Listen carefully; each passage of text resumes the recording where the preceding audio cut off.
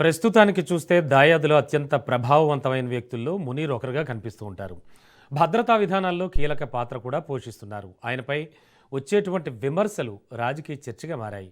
ఇస్లామాబాద్లో నెలకొన్న కొత్త power game ఎలాంటి మలుపులు తిరుగుతుంది, ఎటువైపు వెళ్ళబోతోందో ఇప్పుడు సర్వత్రా ఆసక్తిగా మారింది. ఇక ఇదే అంశానికి సంబంధించి మనతో పాటు విశ్లేషించడానికి, అలాగే ఆయన అభిప్రాయం తెలియజేయడానికి ప్రొఫెసర్ మురళీ మనోహర్ సార్ ఉన్నారు. సార్తో మాట్లాడదాం, ఆ విశ్లేషణ తీసుకుందాం. Sir good evening. Good evening అండి. Yes sir. సార్ అంటే పాకిస్తాన్లో చాలా డిఫరెంట్ గేమ్ ఒకటి నడుస్తోంది. ఇంతవరకు నేను చెప్పిందంతా మీరు వినుంటారు. అంటే ఓవరాల్గా చూస్తే కనుక ఎవరు ఎవరిపై పై చేయి సాధిద్దాం అనుకుంటున్నారు, అసలు ఏం జరుగుతోంది పాకిస్తాన్లో ఓవరాల్గా? పాకిస్తాన్లో ఈ రోజు వచ్చిన సమస్య తరతరాలుగా ఉన్న సమస్యనే. కొద్దిగా ఒడుదుడుకులు ఉన్నప్పటికీ ఒకసారి తగ్గినా ఒకసారి పెరుగుతూ ఉంటుంది. There will be always a టజల్ between politicians and army, and టజల్ between politicians and religious leaders. కనుక ఈ మూడు మత పెద్దలు, రాజకీయ నాయకులు, సైన్యం, ఈ మూడు కూడా పవర్ మాంగర్స్. వీళ్ళు పవర్ కొరకు తహతలాడుతుంటారు వాళ్ళ ఉన్న పొజిషన్ లోనే. ఎందుకంటే మత పెద్దలకు కూడా ప్రజలపైన పట్టు ఉంటుంది, రాజకీయ నాయకునికి పట్టు ఉంటుంది. సైన్యం ఏమో తన బ్రూట్ ఫోర్స్ ఉంటుంది, బలం ఉంటుంది, కనుక ఏదైనా చేయగలుగుతుంది, సైన్యం తిరగబడుతుంది, చంపేస్తుంది అనేటువంటి ఒక భయం. ఈ మూడిటి యొక్క ఏమంటాం టజిల్ అనేది తరతరాలుగా వస్తున్నటువంటి విషయం. అందుకే ఇప్పుడు మళ్ళా ఈ కొత్తగా వచ్చినటువంటి విషయం ఏంటి అంటే, ఇతను మౌలానా ఫజ్లుర్ రహమాన్ గురించి మీరు చెప్పారు. Very powerful religious leader, religious political leader. ఈయనకున్న క్యారెక్టర్ ఏంటంటే జస్ట్ పొలిటికల్ లీడర్ కాదు, రిలీజియస్ పొలిటికల్ లీడర్. కనుక ప్రజల పైన ఒక పట్టు ఉంటుంది. మీరు చెప్పారు ఇంత మొదలు, ఆయన నడిపించేటువంటి మదర్సాలలో ఎవరు చదువుకున్నారు? ఆఫ్ఘనిస్తాన్ నుంచి వచ్చిన తాలిబాన్లు ఇక్కడ చదువుకొని వెళ్ళేవాళ్ళు. అంటే దాన్ని ఏమంటాం మనం, ఇండాక్ట్రినేషన్ అంటాం. అంటే ఈ మతం సంబంధించిన అంతా కూడా విషయం మెదడులో ఎక్కించి వాళ్ళని తీవ్రవాదులుగా తయారు చేసి అట్లా పంపిస్తూ ఉంటారు. ఆ విధంగా ఈయన ఒక గురువు, వాళ్ళందరికీ కావాల్సిన మెటీరియల్ ఇస్తాడు. అందుకని వాళ్ళందరికీ ఇతని పైన అందుకే ఈ రోజు మీరు అన్నారు ఆఫ్ఘనిస్తాన్ తో చాలా పట్టు ఉంటుంది. అక్కడ నాయక తాలిబాన్లందరూ ఈయనకు భక్తులు.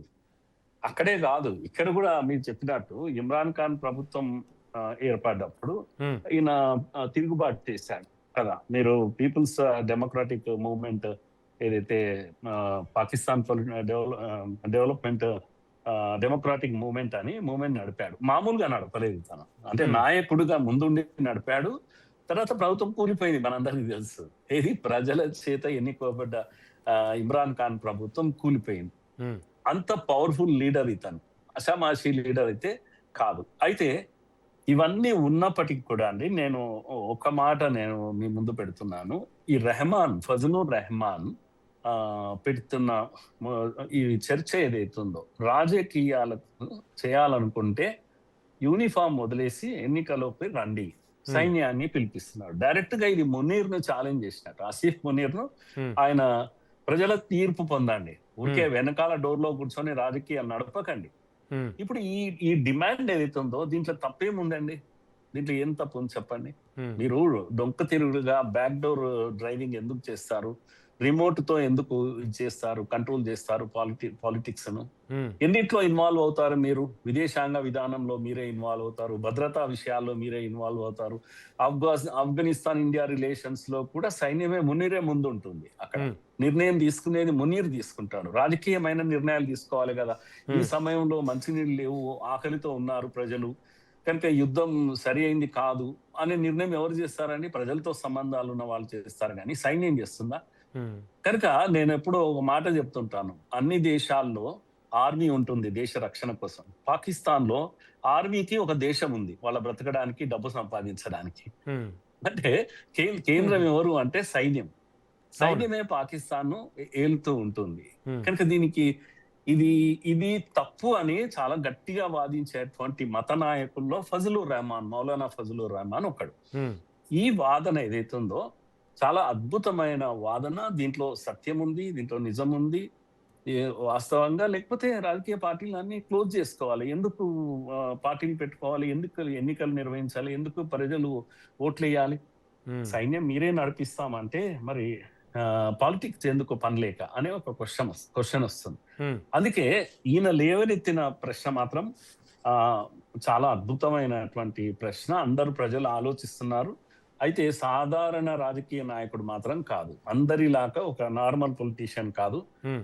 ఈయన నడిపేటువంటి పార్టీ జమాయత్ ఉలేమా ఏ ఇస్లామీ జేయుఐ హ్మ్. చాలా పవర్ఫుల్ పార్టీ. ఎన్నికల్లో అయినా ఈయన చాలా సార్లు పార్లమెంట్ లో కూడా ఉన్నాడు. ఎంపీగా ఎలక్ట్ అయ్యాడు. పార్లమెంట్ లో వాదిస్తాడు. ఇంకొక మంచి విషయం ఈయన విషయంలో నేను చూస్తున్నది ఏంటంటే ఈయన పార్లమెంటేరియన్ పాలిటిక్స్ నే ఇష్టపడుతూ ఉంటాడు. హ్మ్. అంటే అర్థమైంది అంటే ఆర్మీ చేత ప్రభుత్వాలను కూలగొట్టి ఆర్మీ నడిపించడం ఆయనకి ఇష్టం లేదు. ప్రజలతోటి ఎన్నిక కాబడ్డటువంటి వాడు పార్లమెంట్ లో ఉండాలి. నిర్ణయాలు పార్లమెంటే చేయాలి. హ్మ్. కనుక పార్లమెంటేరియన్ పాలిటిక్స్ ఆయన మత పెద్ద అయినా కూడా హ్మ్. పార్లమెంటేరియన్ పాలిటిక్స్ ను ప్రమోట్ చేస్తూ ఉంటాడు. హ్మ్. ఇది పాకిస్తాన్ లో చేయడం చాలా కష్టం అండి. పాకిస్తాన్ ఏ రోజు ఒక డిసిప్లిన్ ఉండదు ఆ దేశంలో. అంటే సార్ అలాంటి దేశంలో యెస్ సార్. అంటే ఈ మౌలానా ఫజలుర్ రెహమాన్ ఎవరైతే ఉన్నాడో, ఈయన మాటలకి చాలా పవర్ ఉందంటారా? నిజమే. అంటే పాకిస్తాన్ ఆ, లాంటి మత ఛాందసవాద, మతతత్వ కంట్రీలో ఖచ్చితంగా ఎస్ మతానికి వాళ్ళిచ్చే వాల్యూ మనకు తెలియదు కాదు. ప్రపంచవ్యాప్త ప్రజలకు తెలుసు సార్. అయితే ఈ నేపథ్యంలో ఇతని మాటలకి అంత వాల్యూ ఉందంటారా? అంటే లాస్ట్‌కి ఇతని మాటే పైచేయి అయ్యేటువంటి అవకాశం ఏమైనా కనిపిస్తోందా? నాకు అందుకే ఇప్పుడు మీరు ఇంతకుముందు చెప్పినట్టు పాకిస్తాన్ డెమోక్రటిక్ మూవ్‌మెంట్ ఈయన లీడ్ చేస్తే ప్రభుత్వం పడిపోయింది గదా! ఎంత ఎంత ఎంత బలముంటే ఆయన మాటలో హ్మ్. ఆయనకు ఇది ఉంటుంది. ఎంత టెర్రరిస్ట్‌లు అనుకున్న తాలిబాన్‌లతో ఆయన మాటకు అంత వాల్యూ ఉంటుంది. కనుక మీరన్నట్టు మత ఛాందసవాదంతో ఉండే పాకిస్తాన్ హ్మ్. ఎవరి మాటనన్నా వింటుంది అంటే ఫజలుర్ రెహమాన్ మాట వింటుంది. ఇంకా ఆయన మాటలో ఏదో సత్తా ఉంది. మొత్తం హ్మ్. దమ్ముంది. హ్మ్. తర్వాత సత్యం గూడా ఉంది కొంచెం. సత్యం ఉన్నందుకే ప్రజలెప్పుడు హ్మ్. ముందుకొస్తారు. నిజమే గదా! పార్లమెంట్ ఎందుకు మరి పని లేక.